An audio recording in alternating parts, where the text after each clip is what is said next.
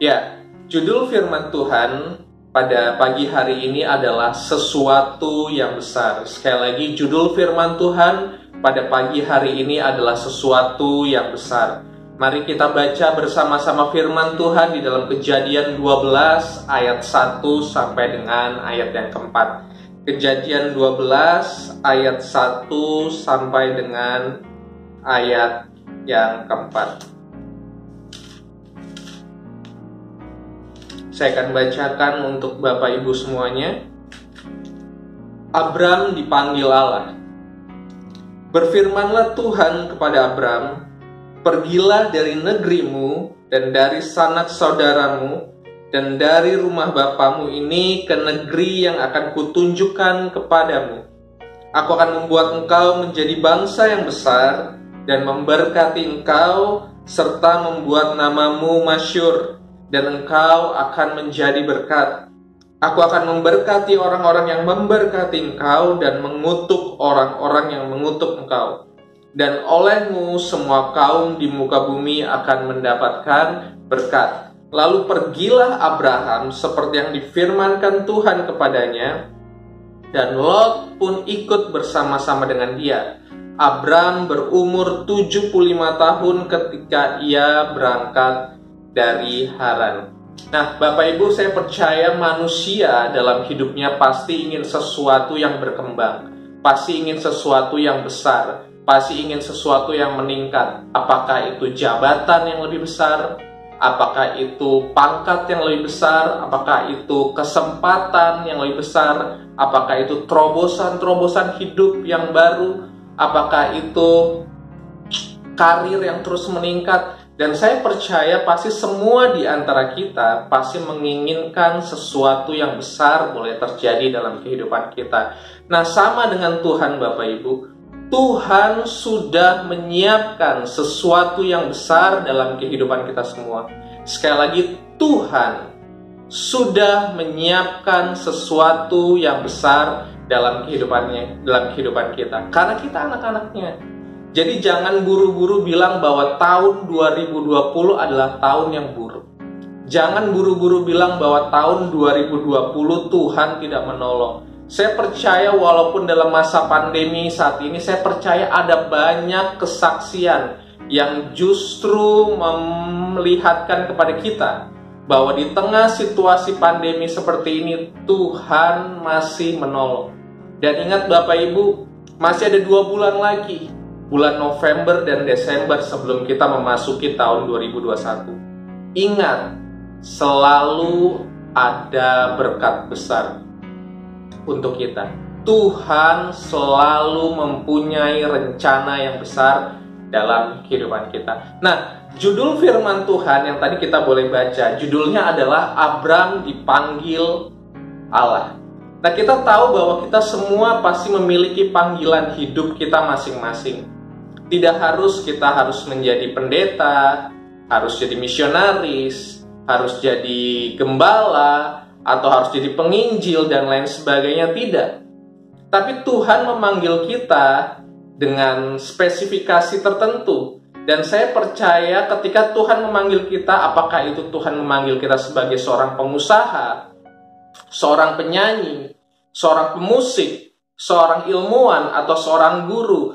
Tapi yang terpenting adalah apapun panggilan kita boleh menjadi dampak, kita boleh membawa kemuliaan Tuhan bagi orang-orang yang belum percaya Kristus Yesus sebagai Tuhan dan Juru Selamat.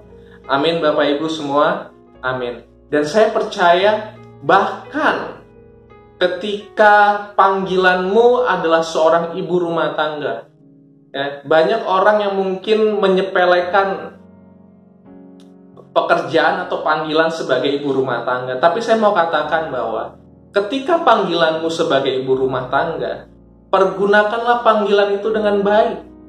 Engkau bisa berdoa untuk bangsa dan Indonesia. Engkau bisa berdoa untuk keluargamu. Engkau bisa berdoa untuk suami dan anak-anakmu. Engkau bisa melakukan banyak hal, bahkan engkau bisa mendidik generasi-generasi yang akan datang.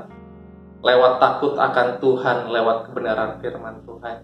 Jadi yang terpenting di sini adalah apapun panggilan kita, apapun panggilan kita, saya percaya yang penting adalah kita harus menjadi dampak dan kita harus menyatakan Yesus kepada jiwa-jiwa yang terhilang. Ada dua prinsip kebenaran firman Tuhan yang kita ingin pelajari bersama-sama, bagaimana kita menerima sesuatu yang besar dari Tuhan. Prinsip yang pertama adalah yakinkan dirimu bahwa tidak ada yang mustahil bagi Tuhan. Sekali lagi, yakinkan dirimu bahwa tidak ada yang mustahil bagi Tuhan. Kejadian 12 ayat 4. Lalu pergilah Abraham seperti yang difirmankan Tuhan kepadanya, dan Lot pun ikut bersama-sama dengan dia. Abraham berumur 75 tahun ketika ia berangkat dari Haran. Bapak Ibu, usia 75 tahun bagi manusia adalah usia yang sangat-sangat sudah terlambat. Usia 75 tahun bagi manusia mungkin mustahil untuk melakukan perkara atau tugas-tugas yang besar yang Tuhan sudah sediakan. Tapi saya mau katakan bahwa bagi Tuhan tidak ada yang mustahil. Ya, bahkan kegagalan dan kelemahan kita sekalipun tidak akan membuat Tuhan gentar dan takut. Bahkan musuh-musuh atau mungkin penghalang-penghalang kita di depan tidak akan membuat rencana Tuhan gagal dalam kehidupan kita. Mari letakkan tangan Bapak Ibu di dada dan katakan bahwa bagi Tuhan tidak ada yang mustahil. Dan katakan juga bahwa saya akan menerima sesuatu yang besar dari Tuhan. Amin. Bagi Tuhan tidak ada yang mustahil, dan saya akan menerima sesuatu hal yang besar dari Tuhan. Amin. Nah, di dalam hidup ini Bapak Ibu semua, terkadang kita akan dibawa kepada suatu hal atau masalah yang sifatnya tidak mungkin. Dan iblis mau kita menyerah ketika kita menghadapi itu semua. Sebagai contoh, tidak mungkin istri atau suami atau anakku atau keluargaku bisa dipulihkan. Tidak mungkin aku bisa dipakai Tuhan karena aku punya banyak kegagalan dan kelemahan. Tidak mungkin aku masa depannya sukses karena aku berasal dari anak yang broken home. Tidak mungkin aku punya rumah, tidak mungkin aku punya anak, tidak mungkin aku punya kendaraan, dan lain sebagainya. Dunia selalu menawarkan ketidakpastian. Bahkan hal-hal yang tidak mungkin iblis selalu perlihatkan. Supaya apa? Supaya kita takut, supaya kita gentar, dan kita tidak mengandalkan Tuhan lagi. Tapi saya mau katakan bahwa Tuhan Allah kita selalu bergerak di area kemustahilan. Sekali lagi saya mau katakan bahwa Tuhan Allah kita selalu bergerak di area kemustahilan. Karena Tuhan adalah Allah yang besar. Karena Tuhan adalah sumber dari segala sumber. Bahkan Tuhan sanggup melakukan segala sesuatu di luar dari pemikiran kita, di luar dari bayangan kita. Karena Dia adalah Allah yang besar. Dan Allah suka melakukan perkara-perkara yang mustahil. Karena itu Bapak Ibu, marilah kita saat ini terus mengandalkan Tuhan, terus peluk Tuhan, terus mendekat kepada Tuhan. Karena apa Bapak Ibu? Tanpa Tuhan, kita akan pasti kalah melawan tipu muslihat iblis. Tanpa Tuhan, ketika ada masalah yang tidak mungkin diselesaikan, pasti kita akan stres, kita akan depresi, bahkan kita akan jatuh. Tetapi kalau kita mengandalkan Tuhan dan kita melihat bahwa Tuhan selalu bergerak di area kemustahilan, selalu ada harapan, selalu ada mukjizat, selalu ada perkara besar yang Tuhan akan sediakan dalam kehidupan kita. Katakan amin Bapak Ibu. Amin. Nah, saya ada sebuah kesaksian Bapak Ibu, ya, berbicara tidak ada yang mustahil bagi Tuhan. Nah Bapak Ibu, saya itu tidak pernah menulis sebuah buku. Saya juga bukan lulusan pendidikan bahasa, dan banyak orang yang mengatakan bahwa ketika saya menulis, tata bahasa saya termasuk buruk. Tetapi ketika Tuhan memanggil saya atau memberikan intuisi dalam hati saya untuk menulis sebuah buku, saya sempat bertanya-tanya kepada Tuhan, Tuhan, apa maunya Tuhan? Padahal saya punya kelemahan, saya bukan orang bahasa, saya tidak pernah menulis, dan bahkan tata bahasa saya termasuk buruk. Tapi ketika saya memberanikan diri untuk mengikuti panggilan Tuhan, saya mulai bergerak, saya mulai menulis sebuah buku. Bahkan prosesnya begitu lama, itu sekitar 2 tahun lamanya sampai buku itu terbit. Tapi saya mau katakan bahwa ketika saya melangkah dan saya mengikuti prosesnya satu demi satu, Tuhan buka jalan. Tuhan buka jalan dan akhirnya buku itu berhasil terbit. Dan akhirnya saya banyak mendengar bahwa banyak orang diberkati melalui buku tersebut. Bahkan saya mendengar kesaksian dari bapak saya, ya, orang itu menceritakan kesannya ketika membaca buku itu kepada Pak Gembala, dan Pak Gembala menyampaikan kepada saya bahwa orang tersebut sebenarnya sudah mau mengakhiri hidupnya sendiri.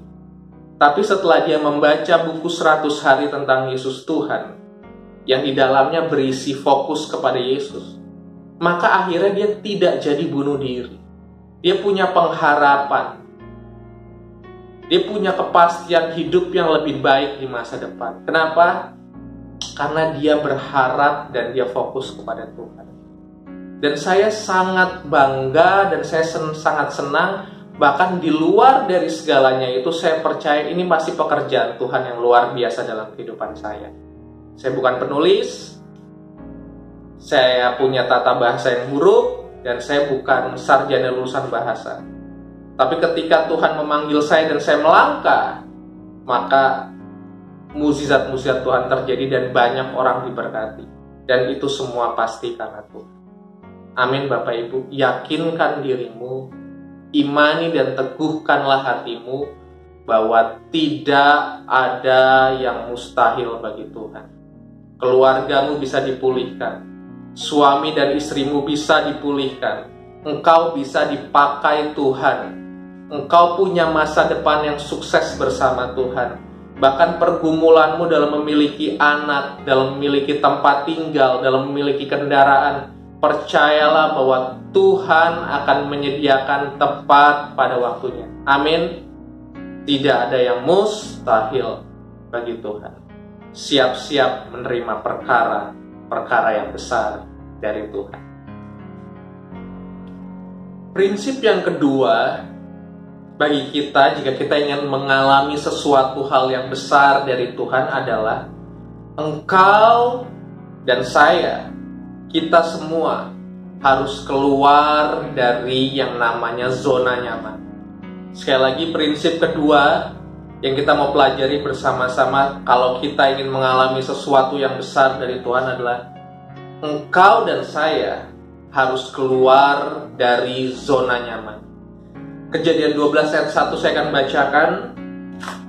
Berfirmanlah Tuhan kepada Abram, pergilah dari negerimu dan dari sanak saudaramu dan dari rumah bapamu ini ke negeri yang akan kutunjukkan kepadamu. Sekali lagi, berfirmanlah Tuhan kepada Abram, pergilah dari negerimu dan dari sanak saudaramu dan dari rumah bapamu ini ke negeri yang akan kutunjukkan kepadamu. Saya percaya kata pergilah di sini, ya, memiliki makna bahwa Tuhan menyuruh Abram pergi pasti untuk keuntungan Abram.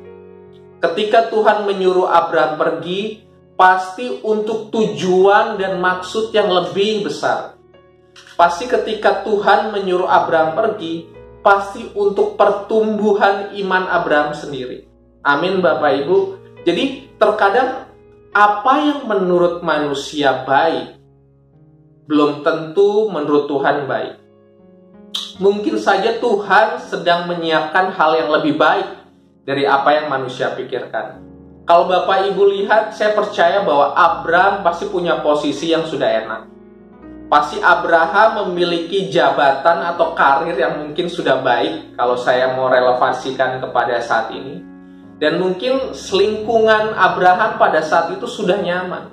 Tapi sekali lagi saya mau katakan justru di posisi yang nyaman bagi Abraham, Tuhan panggil dan Tuhan bawa Abraham. Jadi apa yang menurut manusia baik saat ini belum tentu menurut Tuhan baik. Tuhan punya sesuatu yang lebih besar. Dan ketika Tuhan memanggil kita dan menyuruh kita pergi, pasti yang pertama untuk keuntungan kita.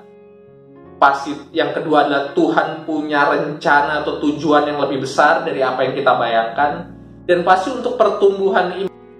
Apa itu zona nyaman? Zona nyaman adalah zona yang membuat engkau puas dan nyaman terhadap dirimu sendiri. Sehingga engkau tidak lagi bisa melihat tujuan Tuhan dalam hidupanmu. Engkau tidak bisa lagi melihat panggilan Tuhan dalam hidupanmu. Engkau tidak bisa lagi melihat rencana Tuhan yang besar di depan sana.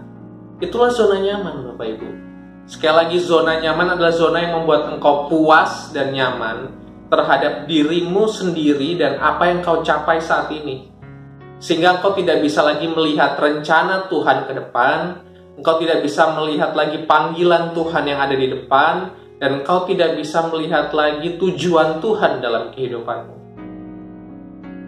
Dan saya mau katakan bahwa ketika engkau hanya berdiam di dalam zona nyaman, maka engkau tidak akan bisa menggenapi rencana Tuhan dalam kehidupanmu. Amin, Bapak Ibu. Nah, berbicara tentang zona nyaman. Zona nyaman tidak hanya berbicara mengenai engkau pindah dari tempat A atau pindah ke tempat B. Zona nyaman bisa berbicara tentang kebiasaanmu, karakter-karakter lamamu yang kau merasa nyaman di sana. Tapi Tuhan ingin mengubah karaktermu. Itu juga bisa dikatakan sebagai zona nyaman. Zona nyaman bisa juga berbicara bagaimana engkau memandang dirimu. Terkadang engkau memandang dirimu sebagai orang yang terbatas, orang yang tidak mampu, orang yang tidak sanggup. Tapi percayalah, ketika engkau dipanggil Tuhan untuk suatu tujuan yang besar, maka melangkahlah bersama Tuhan. Jangan stuck di pemikiranmu atau di zona nyamanmu. Sebagai contoh seperti Musa. Musa menganggap dirinya bahwa dia takut, dia mempunyai kemampuan yang tidak pandai dalam berbicara. Tapi saya mau katakan, ketika dia akhirnya melangkah keluar dari zona nyaman, ya, tentang siapa dia menurut dia menjadi pemimpin bangsa Israel. Dia menjadi penulis hukum Taurat. Dia menerima 10 perintah Allah. Tuhan bisa pakai. Yang penting kita keluar dari zona nyaman. Zona nyaman juga bisa berbicara tentang latar belakang kita, luka-luka hati kita, kepahitan kita yang kita tidak mau lepaskan itu. Dan kita sudah merasa nyaman di situ. Sehingga itu dijadikan iblis sebagai tempat untuk membuat kita terhambat dalam melayani Tuhan. Sehingga itu dipakai iblis untuk menahan kita, untuk kita tidak bisa dipakai Tuhan lebih lanjut. Bahkan zona nyaman juga bisa bicara tentang pikiran kita. Pikiran yang tidak lagi mau diubah, pikiran yang tidak lagi mau dibentuk, pikiran yang tidak lagi mau diajar. Itu semua berbicara zona nyaman. Tapi saya mau katakan adalah di sini, ketika Tuhan memanggil kita keluar dari zona nyaman, maka bagian kita adalah melangkah. Bagian kita melangkah dan percaya bahwa tujuan Tuhan pasti besar buat kita.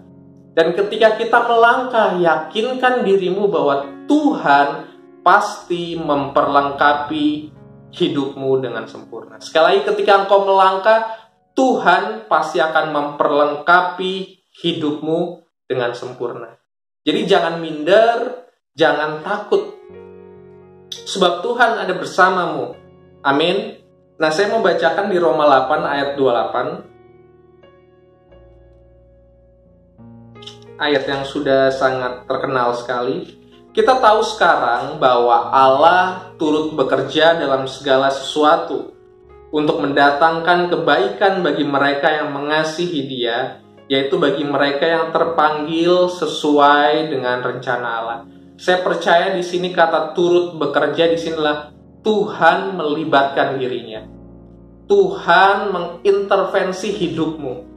Bahkan Tuhan turut ikut campur dalam aspek terkecil sampai terbesar.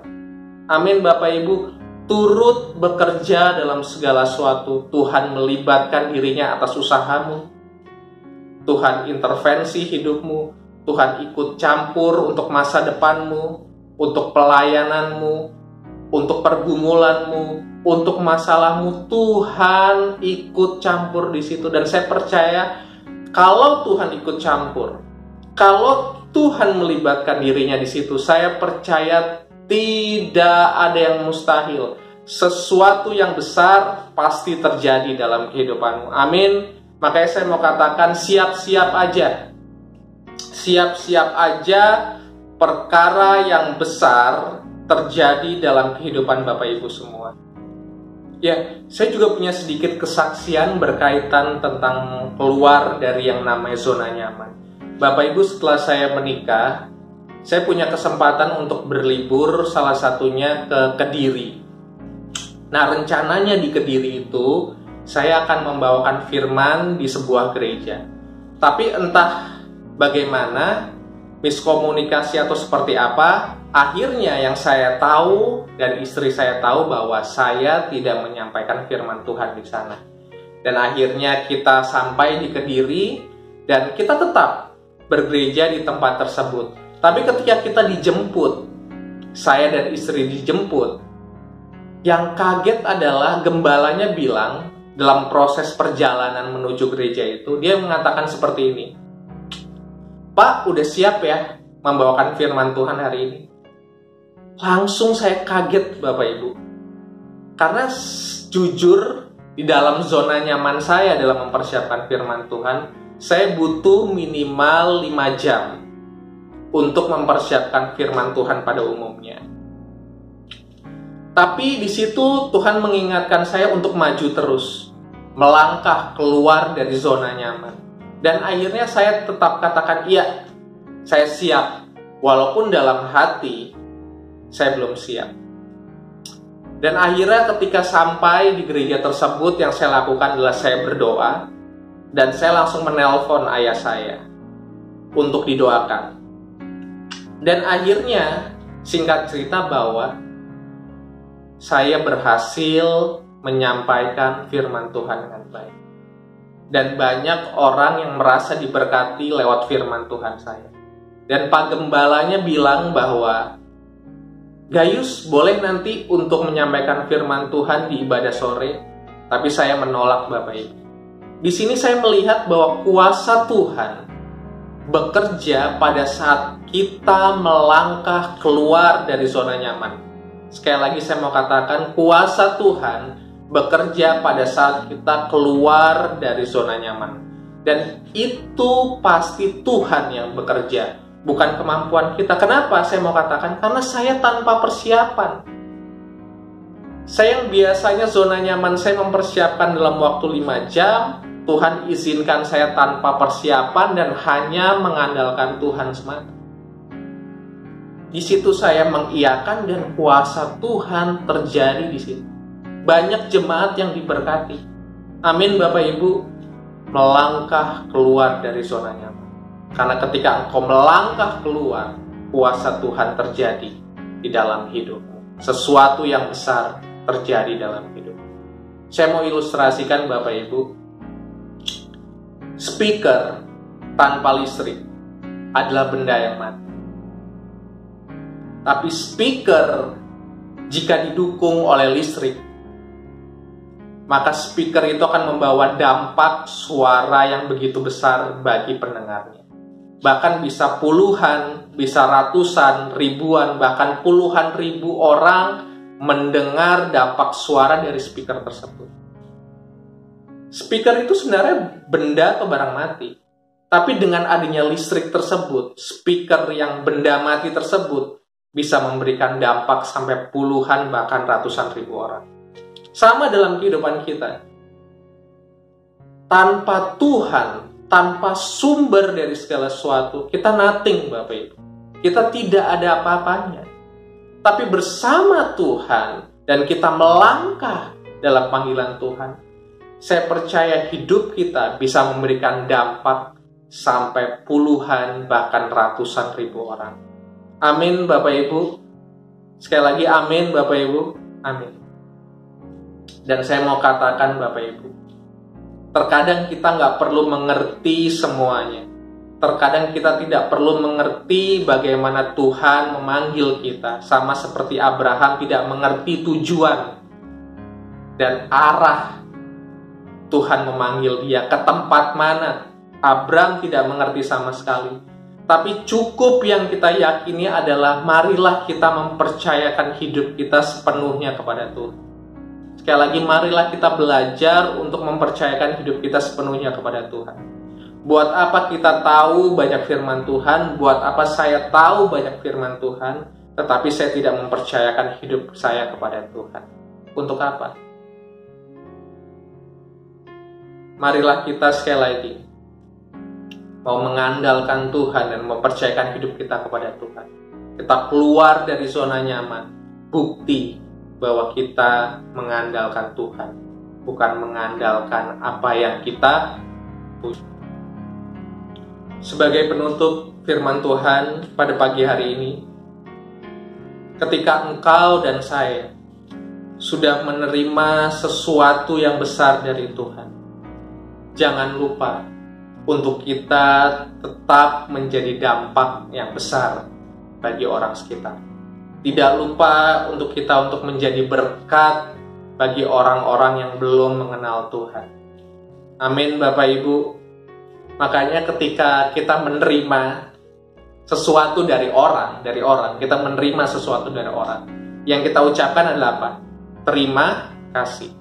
Ketika kita menerima sesuatu dari orang, terima. Yang kita katakan apa lagi?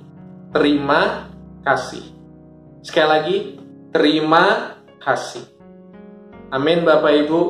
Jadi di sini sekali lagi saya mau katakan bahwa ketika engkau sudah menerima sesuatu yang besar dari Tuhan, jangan lupa untuk engkau menjadi berkat bagi orang lain. Engkau menerima dan engkau memberi. Engkau terima dan engkau kasih. Amin buat firman Tuhan pada pagi hari ini.